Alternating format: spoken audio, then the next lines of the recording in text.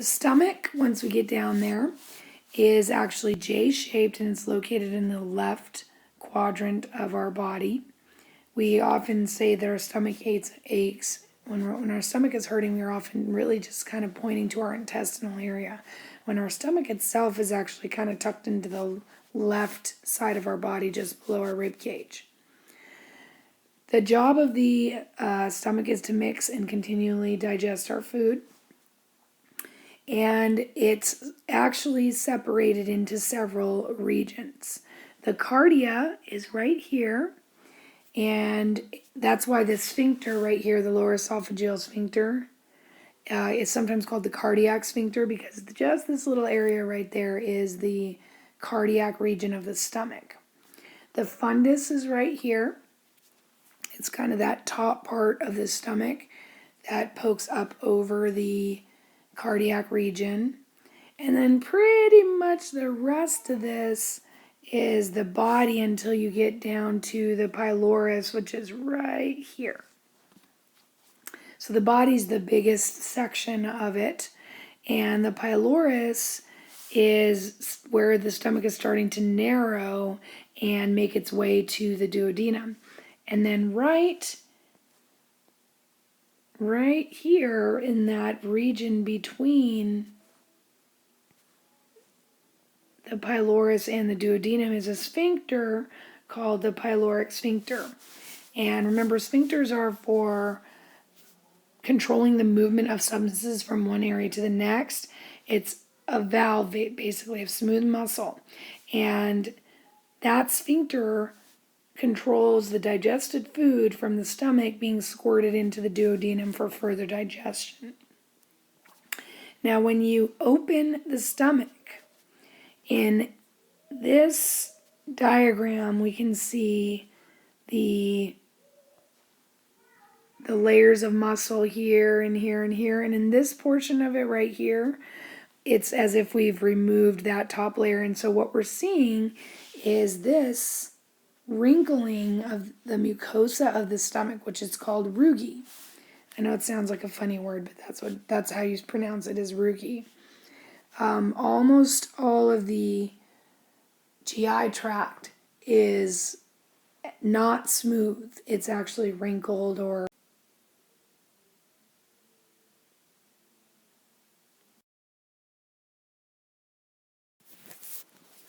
Okay, now we're going to talk about the histology of the stomach.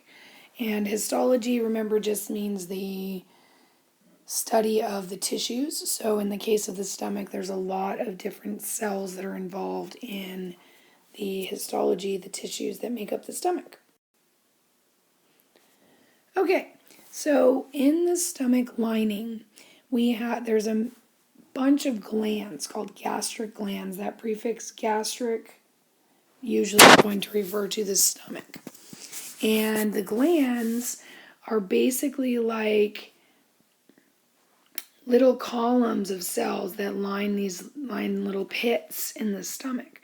So there's many layers of increasing surface area in all of the GI tract, and the stomach is no exception. The function of the glands is to aid in digestion, and they secrete a substance called gastric juice. Now, gastric juice is made up of a lot of different things, and each of the things that it's made up of is produced by a different type of cell in those glands. So starting with the first one here, we have mucous neck cells. They do exactly what they sound like. They release mucus. And the job of mucus is to counteract some of the acidity. HCl stands for hydrochloric acid.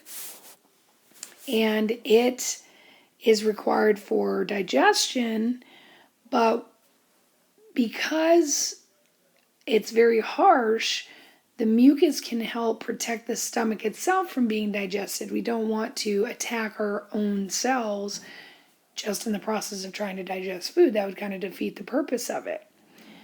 Another cell is called a chief cell, and chief cells release a substance called pepsinogen. And pepsinogen is an inactive form, and when it combines with the hydrochloric acid, then it makes a substance called pepsin, which is used to digest proteins. So again, often you'll see that prefix pep relating to proteins. We also have parietal cells, which will produce which will actually make the HCl or hydrochloric acid. And again, that's used for two reasons. It's going to activate the pepsinogen so that we can actually digest the proteins. And its other important function is this, to kill microbes. Whenever you eat, you're actually going to ingest some microorganisms. Even if you wash your food and you wash your hands and whatever, you're gonna get some microbes in your body, and some of those can be pretty nasty, and a lot of them won't survive this acidic environment in the stomach. The other thing that parietal cells release is another substance called intrinsic factor. And intrinsic factor is really important because we need it to absorb vitamin B12 for our red blood cell production. Finally, another cell that we have is called a G cell. And G cells release a hormone called gastrin. So you want to think of this G and this G and this G. Forget it out of here. This cell, this hormone, causes a couple of things to occur. It causes more gastric juice to be released, but here's the important thing, is it increases the motility or contractions of the stomach, which means we're trying to move this digested food out from the stomach and into the small intestine so that we can continue the process of digestion and start the process of absorption. So in order to do that, not only do we need to increase the amount of contractions, but we also need to relax the pyloric sphincter, which I said is that valve between the stomach and the small intestines. And in addition to that, it stops the esophageal sphincter from food getting down into it.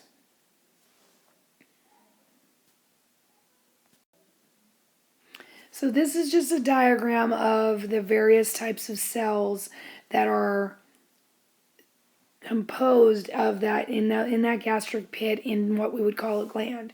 So for our purposes, we're not going to need to memorize these distinct shaped cells other than to know their function. But if you look at this diagram, this is what we mean by a gastric pit. So the pit is this layer that goes downward into this lining of the stomach. And then along that you can almost think of it like a secondary chamber, this pit here, and here's another one here, which we call a gland. So we have a lot of surface area that is there in the stomach to expose the digesting food to the chemicals that are needed to break it down as much as we possibly can. Okay, so what we were just talking about there with the cells of the stomach, the gastric pits, gastric glands, all the different cells, is called the mucosal layer of the stomach. And the submucosa is not really much distinct from the other layers of the gastric tract. You're going to have some lymph nodes in there. That's where all the blood vessels are, some connective tissue. So not much to go on there. And remember, all of our layers, all of our GI tract have these four layers: the mucosa, the submucosa, the muscularis, and the serosa. So the muscularis layer is a little bit distinct here in the stomach because there are actually three layers of smooth muscle. There's the outer layer is a longitudinal layer, then it's the circular layer, and then the most inner one is called the oblique layer. So here they are over here, the longitudinal layer. You can tell by the direction of the fibers is going this way. The circular layer, you can tell by the direction of the fibers is kind of wrapping around, and then the oblique layer kind of comes down at an angle. It's not as easy to tell here, but those layers, those three layers, go across the entire stomach in that way. And it's important to note that the rest of the GI tract only has two layers. So why does the stomach get this extra layer? Well, this is our first step in really mixing up our food, churning it up. We're going to constantly talk about surface area and volume, and we want to expose those little nuggets of food to as much stomach acid and digestive enzymes and all that kind of stuff to ensure that we're breaking those pieces down into as small of possible absorbable substances as we can. And in order to do that, our stomach is going to continually contract and contract and contract and contract and mix the food so that it kind of spins around in this in those gastric juices. What's weird is that we don't feel that. We don't feel that going on at all. The only time we actually feel our stomach contract is when we're going to vomit. Now the serosal layer, again, pretty much the same as what we'll see in the rest of the GI tract. It's simple squamous epithelial tissue. There's a little connective tissue there, but the layer that's stuck directly to the stomach is referred to as the visceral. Remember, viscera means organ, peritoneum. And the rest of the GI tract will have that layer covering it as well. So what is the job of the stomach? Well, I kind of already mentioned one of the big jobs, which is mechanical digestion, that mixing. So once food actually gets to the stomach, the brain is going to sense the walls of the stomach being stretched out. And that's going to trigger the gastric juices to be released, along with an increased pH. Remember, increased pH is base. We've just swallowed food. The stomach has an acidic environment, so when food hits it, as long as it's not a super acidic food source, that will also contribute to being able to sense that there's food in there. And mechanical digestion, as we've talked about before, is just breaking down food with force and friction. So what type of mechanical digestion are we talking about there? Well, there's actually 3 different types. The first are called gentle mixing waves. And every 15 to 20 seconds, we're going to mix that bolus with the gastric juice. And it's just going to kind of gently slosh it back and forth. And it's going to become a new substance. We're no longer going to refer to the food that we just ate, which was, when it entered the stomach, it was called a bolus. But now we're going to call it a new substance. We're going to call it chyme. Chyme is how you say that. And chyme is basically a liquid. In addition to the gentle mixing waves, as the food travels from the body of the stomach towards the pylorus, those waves are going to become a little bit more vigorous. We're going to start forcing the food kind of downwards, on it, saying, hey, you're going to be on your way out here any minute. And that last step is called gastric emptying. And gastric emptying are going to be little waves of, essentially you can think of it as squirting, a couple of teaspoons of the chyme from this pyloric region through the pyloric sphincter and into the duodenum. So that is our gastric emptying, and that's the last step there in the stomach's involvement in digestion. So we do have to watch the pace of that, because we don't want to just constantly squirt food into the duodenum. It's small. We don't want to overload it. So we do kind of slow this. We squirt it a little bit and it kind of hangs out for a little bit, then squirt some more a little bit later, and so forth.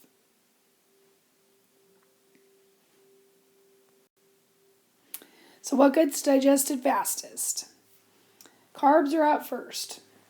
So anything that's high in carbohydrates, which is going to be your sugary foods, your starchy foods, those are out fastest. Remember that we actually started the digestion of those in the in the mouth anyway with our salivary amylase. Proteins, they're out next because we actually start the process of protein digestion in the stomach, and that's with the help of hydrochloric acid mixing with the pepsinogen and creating the active enzyme called pepsin.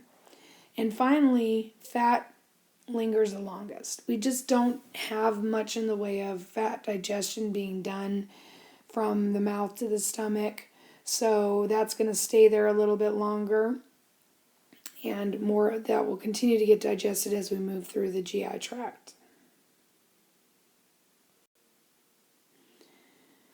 So chemical digestion.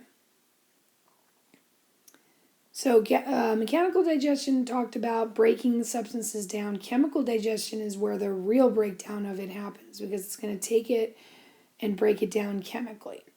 So as we mentioned, stomach's all about protein.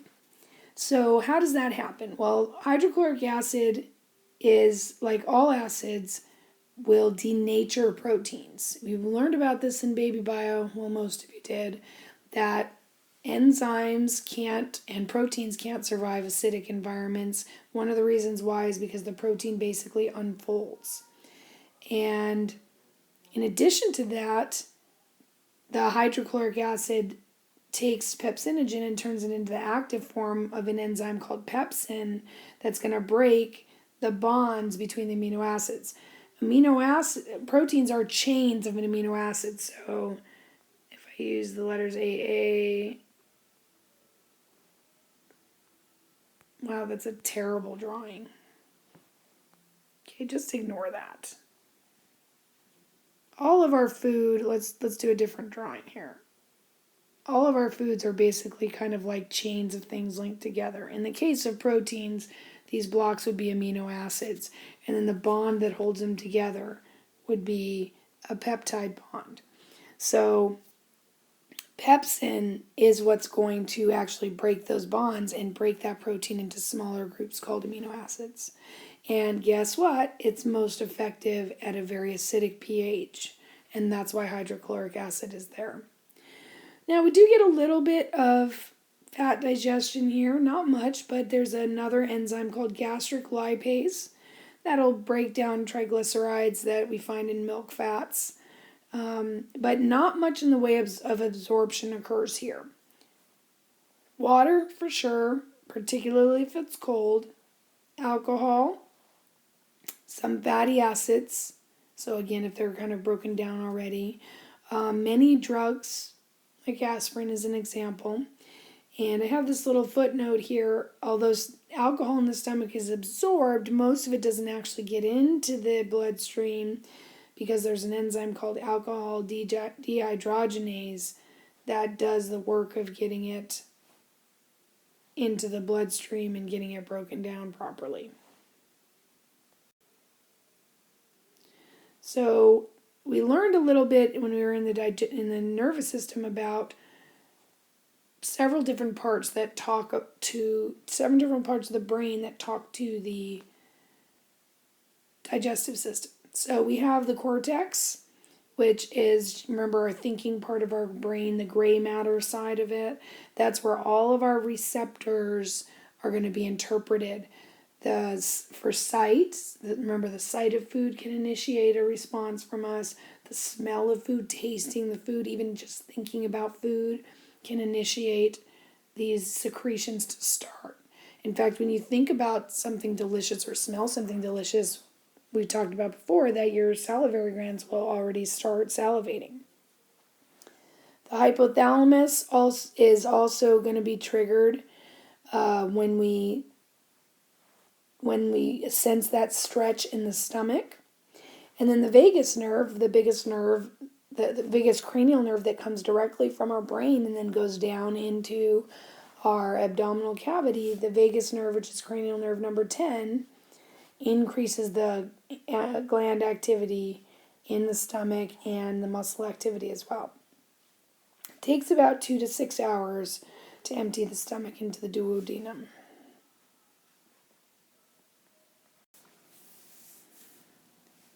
Okay, here is a practice quiz for you. I would say just pause the video at this point in time and answer what you can without looking at your notes.